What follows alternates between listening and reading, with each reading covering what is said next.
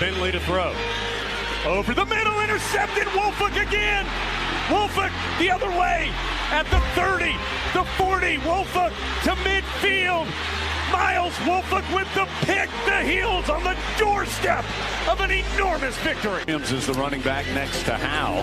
Play action. Howe will now lob it down the near side. Newsom with a man all over him. Pins the ball against the back of the defender and brings it in. Heels can get a first down at the 3. Now, pump fake to the right. Now he's going to run to the left. Howe at the 5. Takes the shot. Pinballing off the chains for the touchdown. Sam Howe showing the toughness for 6. Cardinals down 4, 35-31. May has the shotgun snap. Pressure coming. Rolls to the right. Throws to the end zone. Touchdown! Touchdown, Antoine Green! 16 seconds to go. No flag. Snapping it off the 8-yard line. May pulls it, tries to roll it apart. Oh, now he's going to throw it and score! Christian May throws it to Payson in the end zone for the touchdown. May throws it left hand. Was rolling out on the run and threw it left-handed. Bernard fields it at the 26. Heading to the far side. Gio at the 35. Gio, he's at the 50. No, he's not. Yes, he is. Gio, he's gonna take it for a touchdown. Are you kidding me?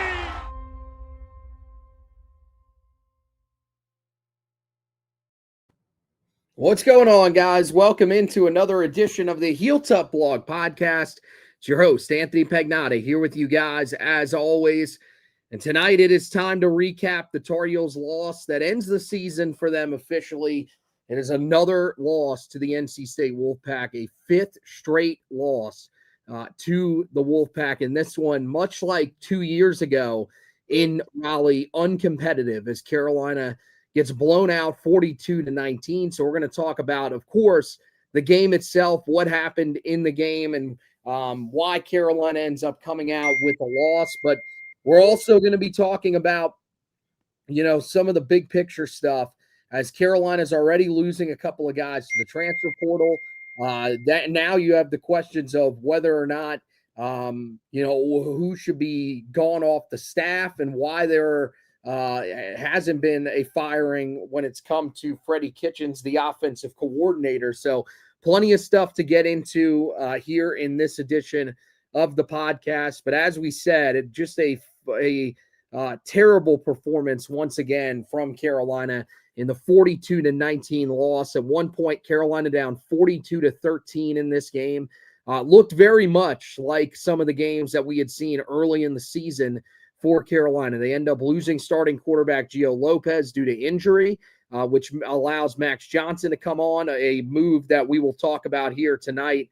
Certainly not something that we thought Carolina should have been doing in that situation. With next season really the focus, or we thought was one of the focuses of this game if things got out of hand. Apparently that was not the case, but really, I think you have to start with the fact that this team just looked completely unprepared for this game. And this is another game where Carolina just comes out and doesn't look like they're ready for anything that NC State was bringing to the table. First of all, the level of intensity was nowhere near where it was a week ago against Duke. And this was my worry about this game. And I thought that, Bill Belichick would understand that maybe it was drilled into some of these players by some of these guys that played for the team last year, that it was going to be important that you brought that same level, if not more intensity to the table against NC State. But that doesn't seem to be what happened because Carolina was pushed around in every sense of the word. It looked a lot like 2 years ago out there on the field for Carolina, where they were just dominated in the trenches from the word go. I mean, absolutely nothing for Carolina, in that area on both sides of the football. And, the most shocking side of the football, I think, is the defensive line. But I think the offensive line was just as bad in this game, and it leads Carolina to where they're at. But, the fact that they weren't prepared for that level of intensity, the fact that they weren't prepared for what seemed like a pretty simple package where you had a mobile quarterback that came into the game on fourth downs and in goal line situations. Carolina had absolutely no answers for Will Wilson entering the game the entire night. And so this was a disaster all around for Carolina, and it starts and ends with the coaching staff not having these guys prepared. Yeah, I think it was the team, emotionally that was not able to regroup after what they did against Duke, which was they left it all out on the football field, which is what you expect in a rivalry game. And we expected that to maybe translate and carry over into Raleigh, but that did not happen in the slightest. And it was very evident within the first, handful of drives that Carolina was not going to win the game. And you could argue that the fact that they were there in the third quarter down 28-13 was maybe even a surprise, because it felt like at one point it was going to be just cupcake city for NC State, the way that they just got the football and walked it up and down the field and scored. And Carolina, was able to do a little bit on offense, but could not do the things they had to do on either side of the ball to be competitive and to really keep this game close. And, I think what it really did was, for me, it really highlighted what we thought was growth and what we thought was a step forward after that second bye where Carolina was 2-2. This team did not get they did not get it. They did not improve, I guess is the way I'm looking to say this, the way that we thought they did. They were just able to beat bad football teams. And we got to remember that they trailed at halftime against the Syracuse team that did not complete a pass in the first half and all that. So what all that we thought about how we felt 3 weeks ago was really just proven to be a lie. It was proven not to be true. And you really have to look back after the way you got your ass kicked the final in two of the final 3 games of the season up front, and all 3 of these games being rivalry games. Like, you really got to peel back the layer and ask yourself, what did we accomplish in year 1 under Bill Belichick? Because I don't know if they really accomplished anything of substance to give you hope or belief going into next year. The culture is as bad as I think we've ever seen it. With the Chris Culliver transfer portal news this afternoon, you effectively had a player decide to not play in the final game, so he could go ahead and start finding his new home. On top of all the other stuff you dealt with during the season, where you had 3 guys leave the team, some of it for different reasons, but we hadn't seen that before. That happened in year 1 under Bill Belichick. You talk about just the nonstop distraction that his relationship is. That's still the biggest talking point when you talk about this football program. It's not the players, it's not the coaches, it's his girlfriend. And we could keep going. And it's nowhere near where I thought it would be, where I thought we would be when he got hired last December. There's nowhere where I thought we'd be after we got the kickoff against TCU and walked right down the field and scored. This is nowhere where we thought we were going to be. No matter how high you were, no matter how low you were on the hire, this season did not go the way that we thought it was going to go. And I think it culminated, in a way that really highlighted the season all year long. Carolina looked unprepared. Carolina got outcoached. And Carolina fans that were in attendance for the ball game, I'm sure, like the TCU game, they were heading for the exits early because they were tired of watching their team get skull dragged up and down the football field. Yeah, especially while having to deal with that fan base. I wouldn't doubt that they decided to just roll out. I would honestly respect them more if they decided to roll out than sit there and watch that disaster of a team that's on the field for Carolina. And you're right. All that momentum that Carolina had in the middle of the season, that 4-game stretch where we thought they were playing really well, where, they fought hard against Cal and they fought hard against Virginia, and then they find a way to win 2 games, meant nothing. They beat the 2 teams they beat suck. They are the worst, arguably the worst 2 teams in this conference. And the other 2 teams, it was miracles that they were even in the game. The one game was because it was a Friday night. That's the only reason that Carolina actually had a chance in that one, because it was a different type of week for Cal. And, the Virginia game, the only reason they were in that game was because Chandler Morris was hurt. This staff deserves no credit for anything that they did this year. They deserve all the blame because this is a complete disaster. This is worse than where Carolina was at under Larry Fedora because you just don't know where it goes from here. At least there, you had a little bit of a plan and you thought to yourself, well, maybe, Carolina with Mac Brown will be able to, he'll be able to reestablish this job. And maybe at some point, you would be able to, potentially have this job become, one that would be well liked in the coaching community at some point. That was certainly what ended up happening. Mac Brown had some moments where he looked really, really good. And I think that was, what you were hoping that you were going to get from him. I mean, there were, you look at it and look at the success that Mac Brown had as opposed to this coaching staff. I mean, this has been a complete disaster. And this is what everybody was talking about with Mac Brown. Yeah, I understand the fact that you've got, you've got, the losses to James Madison, some other games where Carolina wasn't necessarily, where they get upset, where they were double-digit favorites. That certainly was painful. And that certainly wasn't something that should have been accepted. But this hire was something that shouldn't have been accepted either. And the fact that it was is why we are in the state that we are in. John Pryor is a moron that led us to this point. And now, I mean, it is a complete disaster. I'm right back where I was after week 5. I don't think that this hire is going to work. I don't see any way that it actually does end up working for Carolina. And so, to me, this is about as bad as you could possibly feel after this game. There was hope that you would be able to find a way to fight in this one and at least come out with the thought that, hey, you fought against your last 2 rivals. Maybe that's something that you can build on for next year. But that's just completely out the window with a loss like this. And I really don't know how you can recover from this. It really feels like you are starting at the bottom where with this team next year. I mean, it basically feels like year 1 all over again for Bill Belichick and his staff. No, yeah, I mean, and the problem is that's the message that Michael Lombardi was selling on the radio show, is that they're viewing next year as the year when they bring in, they got 40-something freshmen committed in this upcoming recruiting class.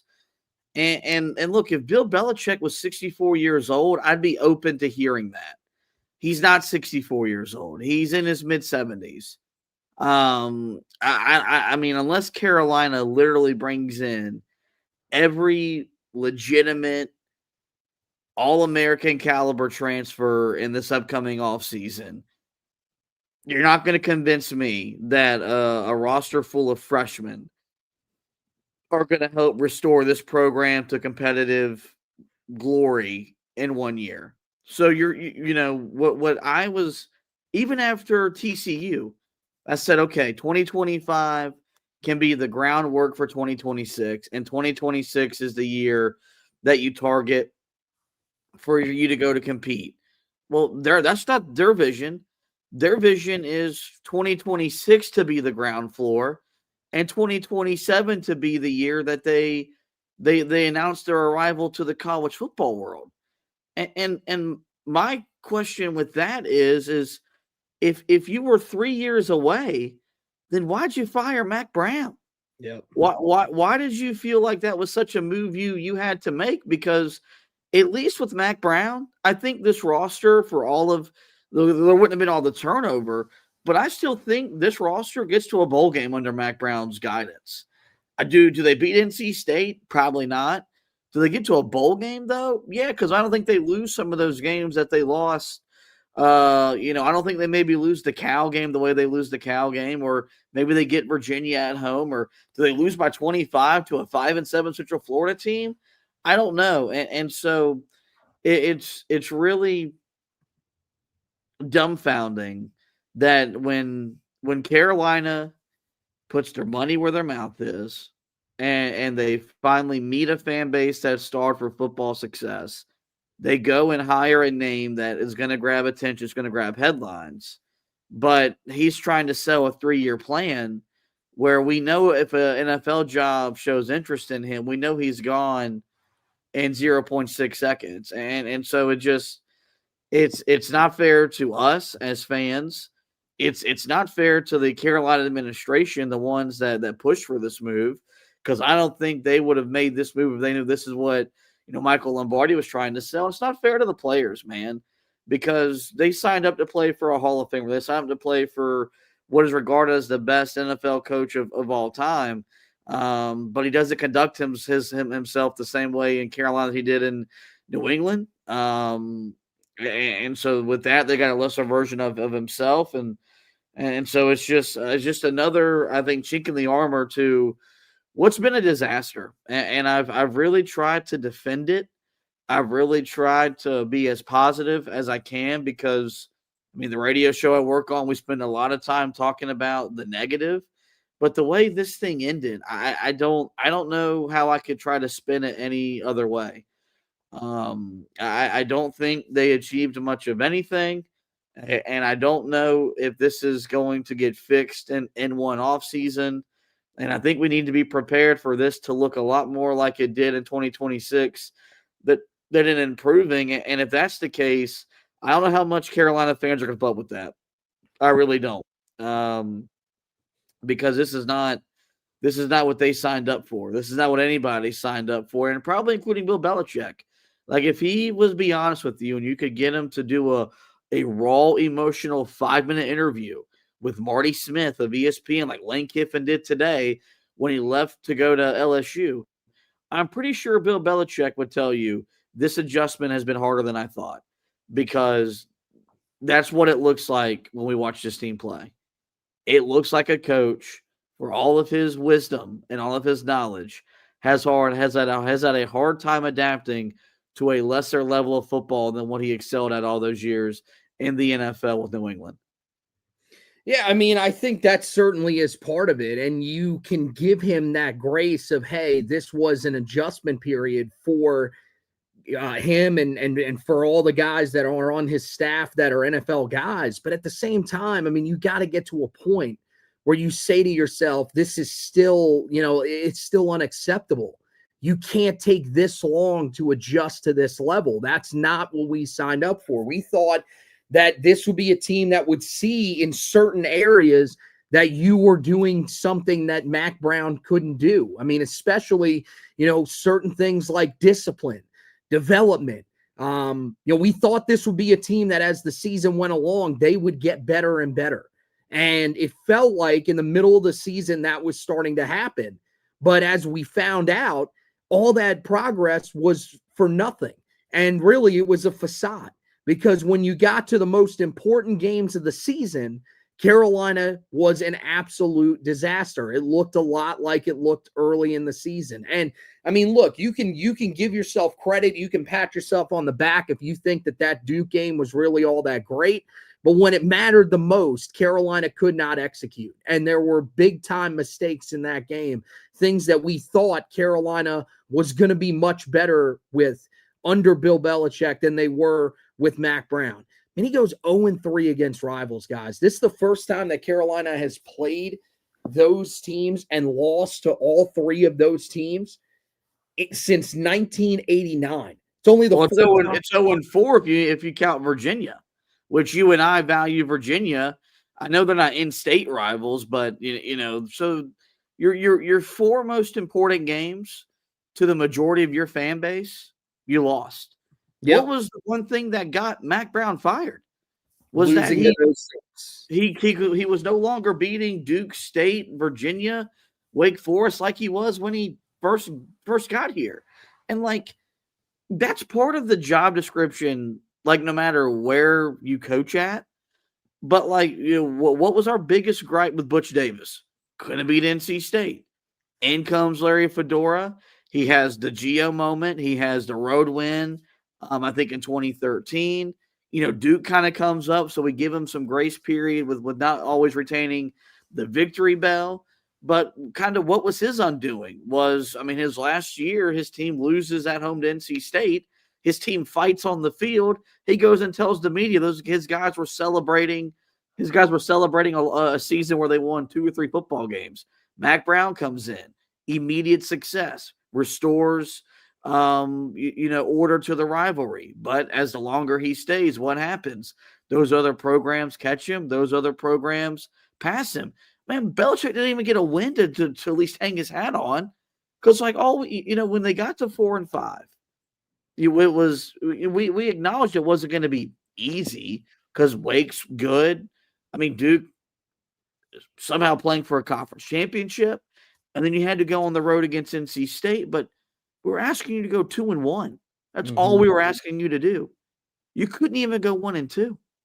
You went 0-3, and against Wake Forest, the scoreboard would tell you that it was a competitive game. It was evident who was the better football team.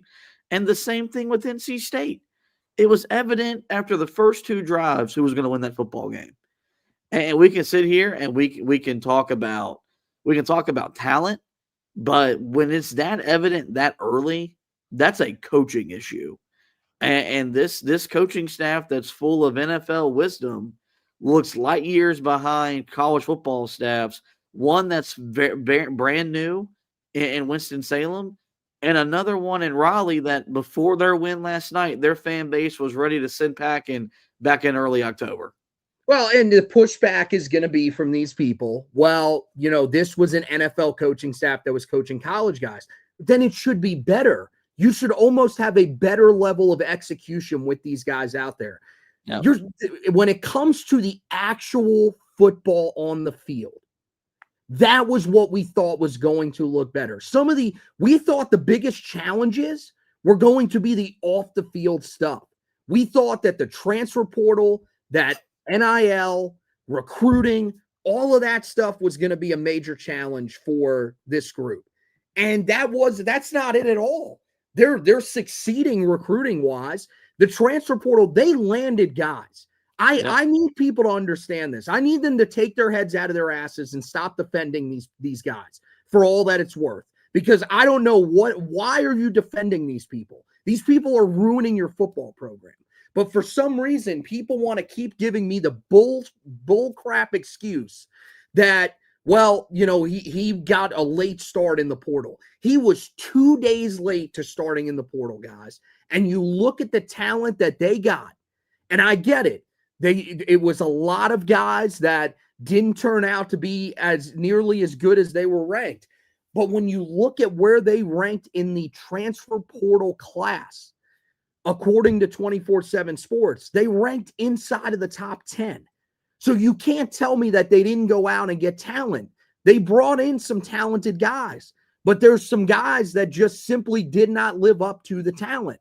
Or as the season went along, really started to trend downward, a la Kamori House, who I think has absolutely been terrible the last 3 weeks of the season. I thought he was awful.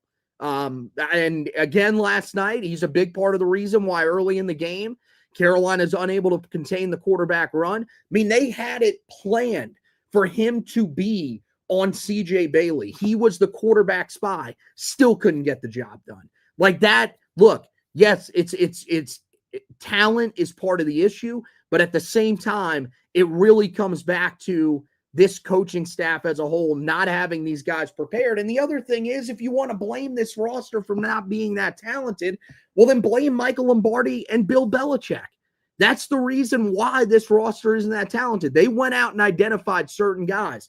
Like, no offense to this player, because he's a guy that didn't play at all this year, so we don't know how good he is. The first player they went out and got was a kid out of Holy Cross in Christo Kelly. Like, if you were really that serious, if you thought that you were going to come in and be the 33rd NFL team like you told us, you would have gone out and gotten bigger names right away. They didn't. They took a swing on John Mateer and missed. And from there, everything really just completely fell apart. But, I mean, yeah, man, you got to question a lot of things with this staff, a lot of the talent evaluation with this staff. But I just don't understand how we can continue to give them excuse after excuse for why they're where they're at. Guys, 4-8 is unacceptable. You have one of the best football minds to ever step on a sideline. And I know people want to say, well, now this shows it was all Tom Brady. It's not all Tom Brady. It just doesn't work like that. This is a guy that won 8 Super Bowl rings. He is a guy that knows what it takes to win on the field. But for some reason, it's not working at the college level. And it's like I've said, and I've brought this up so many times, and you look at him last night, you're telling me that dude really cares about the fact that it's not working? Because I don't see a coach that seems that broken up that it's not working. I see a guy that's incredibly robotic, just seems to be going through the motions. And as you said, if he could get back to the NFL at any point, he would go back to the NFL in the snap of a finger. So, I mean, for me, that's not what I want for my coach at the college level. I would have much rather stuck with Mac Brown and dealt with everything that surrounded Mac Brown than deal with this garbage, because this is a disaster that I just don't know how to fix at this point. Yeah, it definitely, it doesn't feel like they're an offensive coordinator change away from being where we want to be, where we expect to be, and really where the money suggests they should be. And that's concerning. That's problematic. We got a message here from our good buddy Rodney Cobb, who said, let's face it, we're 4 years away from being 4 years away. Call me in 2032 and I'll make my next prediction on my Heels being relevant or competitive again. And while there might be some cynicalism with that statement, like he's not, like I don't think it's 100% out of the realm where, like, Carolina is further away today from being the competitive football program that they want to be than they were this time a year ago. They're in a worse spot today than they were last September, when your head coach, during the middle of a game, during a halftime of a James Madison loss, basically threatened to quit. And that's just the reality of the situation. Like, we've spent more money, we've done more investing, we've done all the things that football requires, and we've gotten worse. We've taken a step back. And again, this is the biggest problem, is this was not their message. Their message was not, hey, we're going to completely tear this thing down and rebuild it, because they acknowledged with Bill's age, we don't have that time. Then yet they get in here, they start cashing them checks, and guess what happens? All of a sudden, once they realize, oh, smoke, we're not the 33rd NFL team. We might be the 33rd best team in the ACC if the ACC had 32 other teams in it. Well, let's change the message. Let's change what we're selling. And that's not fair. That's not right. And I know they think that they're going to be able to bring in some high quality transfers. We're gonna find out, because God knows they need them. With the way that Carolina got bullied and pushed around the last 3 weeks of the season, it's very clear and evident how far they got to go before they want to take that next step. We can sit here and bitch and complain about Gio Lopez all we want. And we have, and we did. But with the way that they got manhandled up front the final 3 games, until Carolina fixes that, there's nothing going to get better about this football program's competitiveness on the field on Saturday. So I'm going to be real interested to find out what the fever is to get this fixed. Is this a staff that reflects the way the fan base feels? Because this staff should be embarrassed. This staff should honestly call every single person that bought a season ticket and apologize and tell us that they did not do their job. But I mean, for all we know, I mean, Bill could be in Nantucket next weekend watching some cheerleading competition, and I'm only half kidding. And not being able to talk to his coaching staff. So, yeah, I mean, just a comedy of errors for a program that it just seems like no matter what can't get out of its own way. and at every turn finds a new reason to hold itself back from being what it should be. But meanwhile, we got to watch a Kurt Signetti at Indiana in 2 years go 12-0 and 11-2 and take a program that has even less history than ours to a Big Ten title game. We'll take them to an undefeated regular season, to take them to back-to-back spots in the college football playoff. And he's did that in 2 years. He's been on the job 2 years. And we're being told by people that walk around with an arrogance unknown to mankind, hey, we're still 3 years away from being 3 years away. It's a pretty damning spot to be in if you're a Carolina football fan here on a Sunday night in November. Yeah, I mean, you're being sold on, the fact that you should have believed this was going to happen. You're being brainwashed by this group, by Michael Lombardi, by Bill Belichick, that this is what you should have expected. When in reality, it's not, guys. Just look at what Jake Dicker did in his first year at Wake Forest.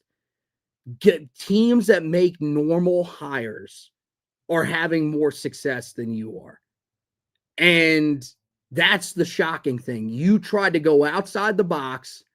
You thought that, by bringing in a guy like Bill Belichick and paying him $10 million a year, bringing in Michael Lombardi and making him the highest paid GM in all of college football, that it would lead to success. And they're telling you that, no, it can lead to success, but it's going to lead to success down the line. Well, when is down the line? Because we've talked about this before. We don't know how long these guys have in Chapel Hill. These are not young dudes. That's the thing that doesn't make sense. We're preaching patience with a staff that's in their mid-70s. These guys could be in nursing homes soon. And we're supposed to sit back and think that, we're going to be, really competitive in the 2030s. With these guys. No, none of those guys are going to be around. That's what doesn't make any sense. And yet there are people that are believing that, and people that are angry at us for being angry at this team when, yeah, it should be a lot better than it is. I mean, you talked about it. One of the areas that we thought this team was going to be better was going to be the offensive and defensive lines. We thought the physicality from this group would be a lot better. I mean, this run defense was torn up last night. I mean, they allowed for 9.6 yards per carry, the most by any opponent this season for the Tar Heels. That's just stunning, guys. Like, you cannot allow that many yards. 201 yards and 2 touchdowns on 21 carries by this NC State group. And for the most part, you took away their best runner. Like, Hollywood Smothers did not have a great night against you. Yet it was Jaden Scott. It was CJ Bailey. It was just about anybody else who you wanted to, who wanted to have success. They were able to have success on you. It's got to be better than that moving forward if you're Carolina. Now that I look at it, I was just looking at it here in the box score.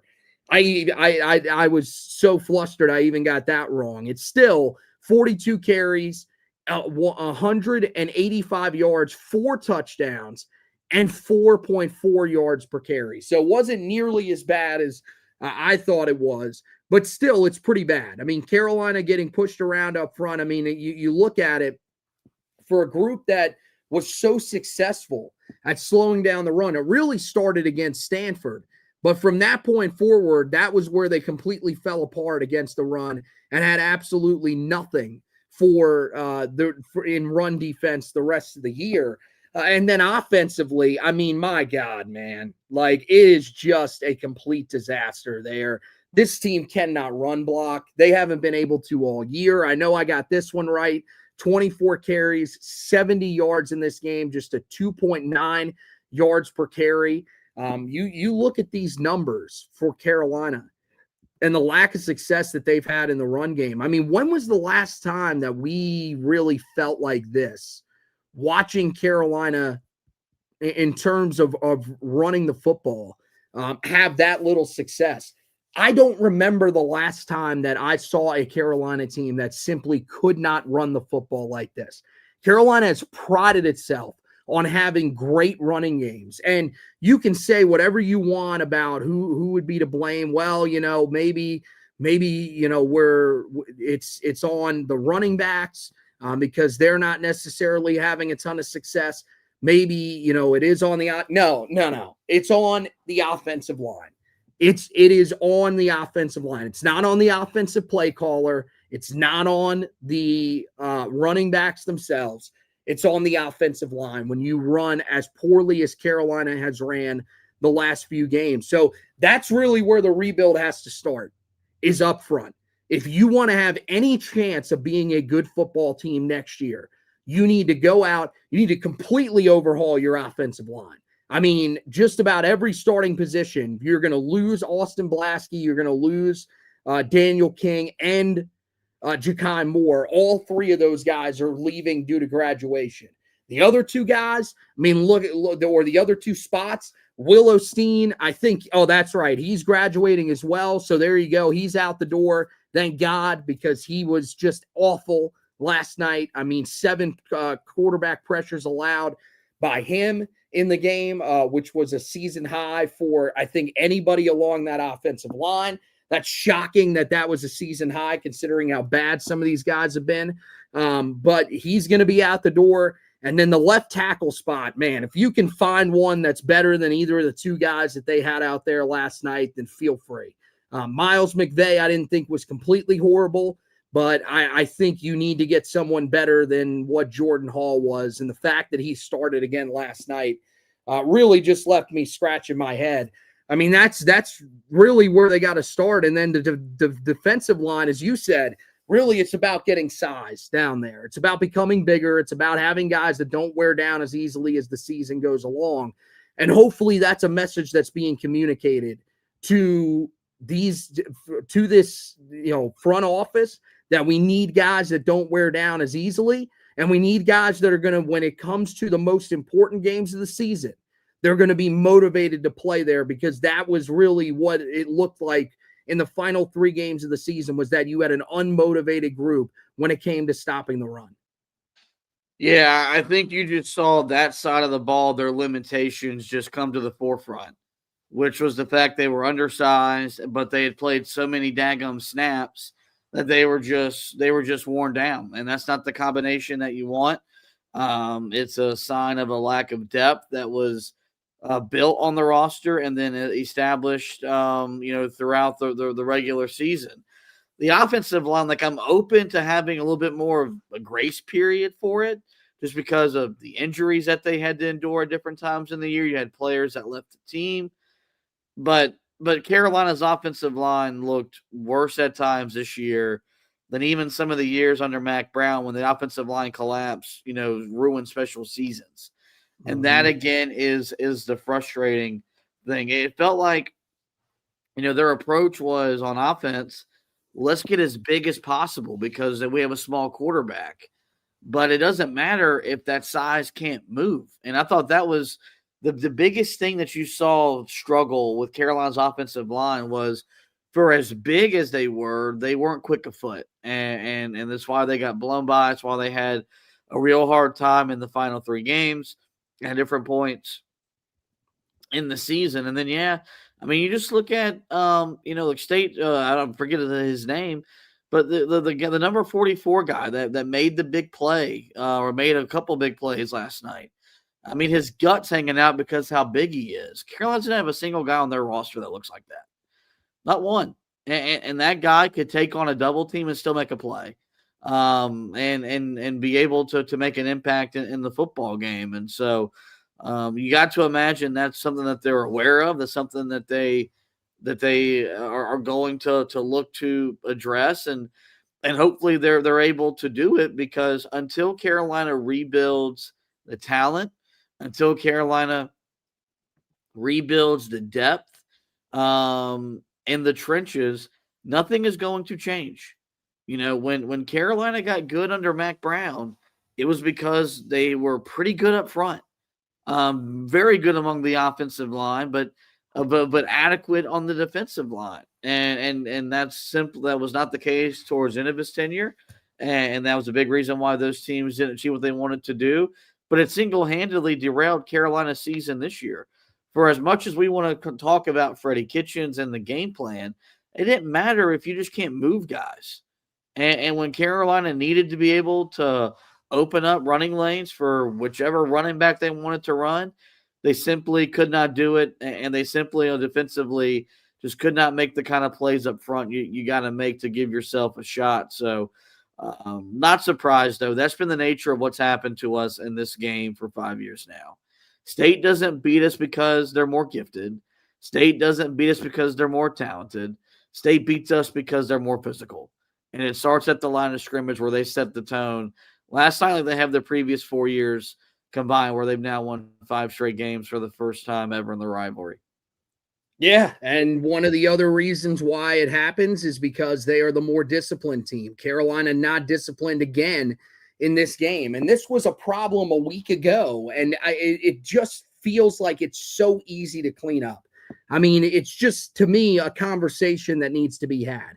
But it doesn't seem like that conversation was had. I mean, this team, which took 12 penalties for 103 yards against Duke, ends up taking 11 penalties, 8 of which were on the defensive side of the ball. Last week, it was a very similar distribution. I think it was 9 on the defensive side of the ball.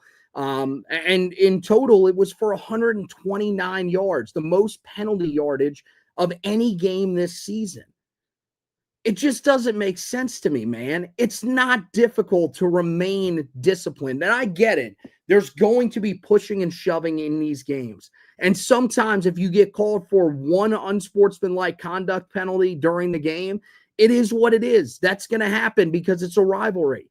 But when you get called for them over and over again in key moments like Carolina has the last 2 weeks, it really just leads to a complete breakdown. And you look at it, it's really more than just the last 2 weeks. I forget who put it up on social media, but it's really a 4-week thing. It's something that started for Carolina against Stanford, and we ignored it because Carolina was able to get out of there with a win. The game against Wake Forest, well, we thought, it was probably a blip on the radar. These last 2 weeks, it's been calamitous to Carolina's chances to actually win the game. And I think that was a big part of it again yesterday. And that just shows you right there that you are a poorly coached team. Because as you have said many times, discipline is something that at the NFL level, you can't really coach. Those guys are professionals. They know by that age that you have to be disciplined yourself.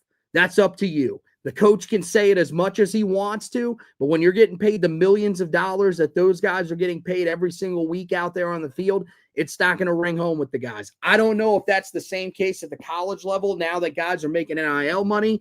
I don't think that's the case. This really falls on coaching, and it's just a really bad look that for a second straight week, Carolina just can't keep themselves from taking stupid penalties that lead to Carolina getting blasted on the field by a team that should not be 23 points better than them. Yeah, I mean, the message should have been simple after the mental collapse against Duke cost them a win, cost them a rivalry trophy, cost them a chance to play for bowl eligibility. I'll reference it because it still rings. I mean, Jordan Shipp said after the Duke game, we expect this to be the same level of hostility, if not more, but we got to do a better job of keeping our cool. And that simply just wasn't the case. And look, some of the calls that went against Carolina were tough calls. That's just part of it, man. You got to be able to get over that. But you can't have as many 15-yard penalties as Carolina has had. The margin of error doesn't allow you to have so. That was the thing. We had this. Brent Renner told us the story where Larry Fedora gave them a 15-yard pass. As long as they weren't in the red area, as long as it wasn't on third down, you got one 15-yard penalty. But that group, believe it or not, had that margin of error to even kind of overcome that. This group does not. And it was just really, it's a sign that he doesn't have control of the locker room. Or was this even mentioned in the week leading up to the game? Was this even a point of emphasis? Because I mean, I would have made my team run. I would have made my team do whatever drill they hate doing for an extended period of time to make it be known. You can't do that crap. We're not good enough. And like that should be the message. We're not good enough to do X, Y, and Z and come away with the win. And X, Y, and Z for Carolina was, not stopping the, not stopping the run, getting off the field on third downs and committing penalties. And they struggled in two of those three major categories in a big way. So, that's something that for the majority of the season, they look like a Bill Belichick coach team. But when you get to the biggest games of the year, where discipline matters as much as it matters, they were a completely different football team. And that was just another sign of the dysfunction and disconnect that exists between staff and player. Yep.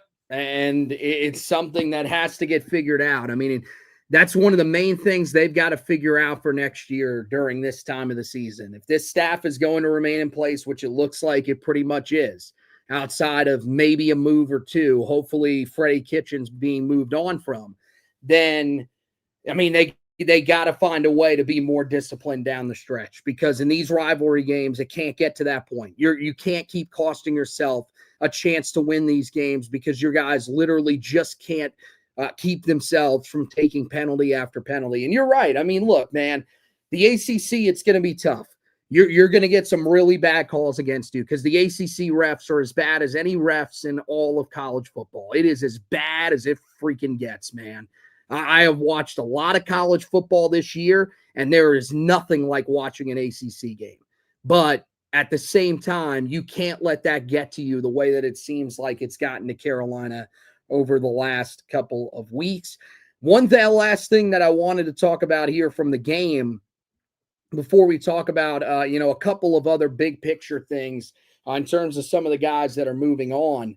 The use of the quarterbacks was weird to me. And there were a lot of people that pushed back when I tweeted out that I didn't understand why Max Johnson was coming into the game and why they weren't putting in the freshman quarterbacks. But I still don't really get it. To me, this game, once it got out of hand, and when Gio Lopez got injured, it was getting to that point where the game was out of hand. You could say, well, if they put together a drive there, it was going to be 2 possessions or whatever. Did you see the way this defense was playing? There was no way that Carolina was actually going to find a way to stop them once they put their foot back on the gas. And when they did, you saw that State was able to pull away again. So to me, this should have been about evaluating for next season and trying to see whether or not you actually have anything in either one of your two true freshman quarterbacks. You eventually go to Arturi Newkirk, and we get a little bit of a look at him, but you didn't really get that much of a look at him. I would have liked to see him go up against somebody else because there was someone that pushed back and said, well, that's what the Sunday practices are for. Yeah, the Sunday practices where you play against the same guys over and over again, and you get to learn their tendencies. Putting these guys in live action is what really matters. And so I think that should have been the strategy that they took. I think they should have, once Gio Lopez went down with the injury, which, originally I said was a dirty move by an NC State player. Turns out it wasn't. For the first time in who knows how long, State actually wasn't playing dirty football on that play. It was Will Osteen just being a complete jackass and pushing the guy in the back right onto his own quarterback. Great move there. I think that they should have turned to Newkirk, allowed him to play a little bit, and then maybe gotten a look at Bryce Baker in this game instead of getting a look at Max Johnson. I didn't understand what the upside was. Playing Max Johnson earlier in the season made a lot of sense, especially if you were looking at him to try to evaluate whether he gave you a better chance to win. In this game, what purpose did it really serve? You should have been looking towards next year. And once again, the staff can't even execute that right. Yeah, it was 28-13 when Gio got injured, right? I think it was either, or was it 28-10? It was one of those two scores. Yeah, I think in the name of trying to still be competitive, I understood it. I would have given him a drive just so he could have gotten the ability to play college football one final time, because, Max Johnson isn't going to go pro. Yeah, like his football career is over unless he gets into coaching. Which I mean, I wouldn't be surprised if it's something that he did growing up around the game as much as he did. I would have understood a drive just to give him that, and kind of thank him, kind of do like what you do in basketball where you give the seniors a minute or two. But after that, like, yeah, I would have gone. Of course, they went to Newkirk, who put together a decent drive, threw his first touchdown to Jordan Owens, so on and so forth. But we got to remember that was also, I mean, I said going into the game, I wouldn't play my starters.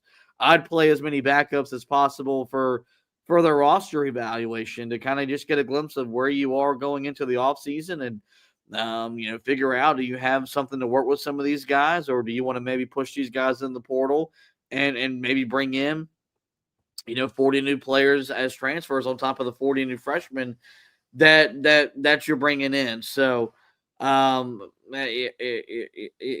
unfortunate thing is that Gio got injured, and Yep. yeah, you're right. In the moment, thought it was a dirty NC State play. You go back, watch the film. I've had it tweeted at me 27,000 times. It wasn't a dirty play. And I just felt bad for Gio because kind of like the Duke game, I thought he was battling his ass off. Like I thought he was giving Carolina a chance to win, and looked like the Gio Lopez that we kind of thought we were going to see all year long. And so I don't know if we ever saw an official injury diagnosis, but hopefully he gets healthy. Be interesting to see what the staff decides to do, if they decide to stay committed to him or go in a different direction. But it would not have hurt to get a look at Arturi Newkirk for an extended period of time, because they got to figure out, do they want to stay committed to their current quarterback room, or do they want to maybe go big game hunting with the hopes of maybe landing a Lenore Sells if he were to transfer, like they tried to last year with John Mateer, who led Oklahoma to the college football playoff. Yeah, and they should be looking to go big quarterback hunting. Nothing that Gio Lopez showed you late in this season should have you feeling like he is the guy. I thought he played better towards the end of the season, especially in that game against Duke. I thought there were some moments last night where he looked good throwing the football mainly to Jordan Shipp, but that was the only receiver that he could throw to. There were other receivers where he had throws that he could have made, but he decided to hold on to the ball. Greg Barnes pointed that out from inside Carolina, that there were a lot of moments where he held the football for way too long, and you've got to be able to make throws like that if you are going to succeed at this level. We talked about it. The anticipation, is just not there for him. He's not a guy that thrives with timing throws. He is looking for you to be wide open, and he needs that for you to be for him to have enough trust to be able to pull the trigger. That's just not how it works when you're playing at this level. You need a quarterback that at times can throw receivers open. And I just don't think you have that from Gio Lopez. I don't think you've got a guy that's going to be able to win you the amount of games that he needs to in this conference. You pushed back on it earlier in the season. I still think, even as we sit here at the end of the year, Jacoby Criswell was a better quarterback than Gio Lopez was for this group. I think you've got to go out and find somebody in the transfer portal to come in here to reinvigorate this offense. I get it. You need to get a new offensive play caller. That certainly is a big part of it. Hopefully someone that marries with the quarterback a little bit better than Freddie Kitchens did. But it has to be a move that Carolina makes this offseason. And a couple of the other moves they're going to have to probably make, going to have to go get some wide receivers. Now, we're hoping that they end up holding on to Jordan Shipp. That is one thing that we're really hoping, because you look at it, how he played again in this game, 8 catches, 90 yards, and a touchdown, looked really, really good. I think he's got everything that you need to be a number one wide receiver, and he's going to be a hot commodity if he ends up entering the transfer portal. So Carolina's got to make sure they're willing to pay him. He did say after the game that he expects to be here next year, but that is something that, he expects to be here until he hears from another school that's willing to offer him a significant amount of money, and then all of a sudden that can change. The story that came out of the game last night and then that led into this afternoon was about one of his fellow wide receivers, and that would be Chris Culliver, who did not play in the game last night. He was not listed on any of the availability reports coming into the game, so that tells you that he was not injured, but he did not play last night, and then announces via social media today that he is entering the transfer portal. You have taken issue to this, mainly because you think that it really sets a bad precedent in terms of where the culture is with this program and everything like that. I'm with you. I think it is a really bad look for where things are at, especially because I believe, you look at him, you saw what he did as a return man. You're telling me that he couldn't be better than the guys that were out there this year that you were putting out there? And I mean, we're not at every practice. So, we're not at any practices. So we don't know what goes on. We don't know if he's showing up and literally just doing nothing in practice, thinking that he's entitled to a spot on the field or what. But I mean, it's hard for me to believe that he is not good enough to be out there playing for Carolina, especially with some of the issues that Carolina had at creating explosive plays throughout the season, both on offense and in the return game. And yet we sit here now with him basically opting out of the final game of the season and then choosing to enter the transfer portal earlier today. Yeah. You basically had a player quit on the team, on the program before the biggest rivalry game of the year. That's what it looks like. Maybe we got to figure out a little bit more, but the fact that he wasn't on an injury report or availability report, what they label it at college, that's what that would lead you to believe. And that's not a good sign, because he wasn't the first player to do so. You had 3 players leave the team back during the middle of the season. And so this was something that kind of happened throughout Bill Belichick's first year. I'll come to the defense of him, though, to where he's as big an example on the offensive side of the football, maybe right behind Davian Goss, as a mismanagement by the staff. Like there's talent there. He wasn't an overrated 4-star prospect that got to this level and could not play. That's kind of how I felt about Gavin Blackwell when he got here from Sun Valley, where I think he benefited a lot from playing with a guy like Sam Howell. His game never translated to the college level. Don't get that feeling with Culliver. I think Culliver's probably he's obviously in the portal. He's probably going to go to a group of 5 school or a power conference school. And he'll probably have a productive type season next year where he puts up, I don't know, north of 600 yards and 5 touchdowns, because I think his talent represents that. And I think that's going to be interesting to kind of see as the transfer starts, as the portal starts to heat up. And tonight was just for the first night. I'd imagine tomorrow they'll start exit meetings. And really start talking to these guys. And I mean, look, we know the nature of the beast by now. There's going to be quite a handful of guys that are transferring out of the program, but Carolina could be the rare school where guys aren't leaving because of money. Guys are literally leaving because of a lack of commitment to being developed and a mismanagement by a staff. And I think Chris Culliver is a prime example of that. I'm not saying this was some All-American guy that Carolina let just walk out of the door, but you're telling me he wasn't better than some of the guys Carolina was trying to get the football to the last 5 games of the year that he was not playing? Because I find it hard to believe. But again, we got to wait and see. Maybe he wasn't doing what he was supposed to do in practice. Maybe grades. I don't know. But if you're looking at it from purely a football perspective, I'll tell you that I'm not upset at his decision to transfer, because I felt like he was a mismanaged football player all season long. And it feels like there's a lot of guys like that on this roster. That's the unfortunate part. And you talked about not being developed right. Again, that was the main thing that we were sold on with this group, was that they were going to come in here and develop players like nobody else in college football. The 33rd NFL team, they were going to have guys ready for the NFL. Can you show me a guy on this roster that you think is going to the NFL this offseason? I don't see one.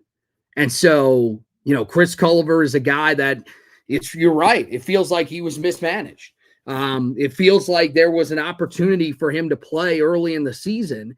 And I mean, he wasn't great. Don't get it wrong. It wasn't like he was putting up unbelievable numbers, but the quarterback play wasn't great.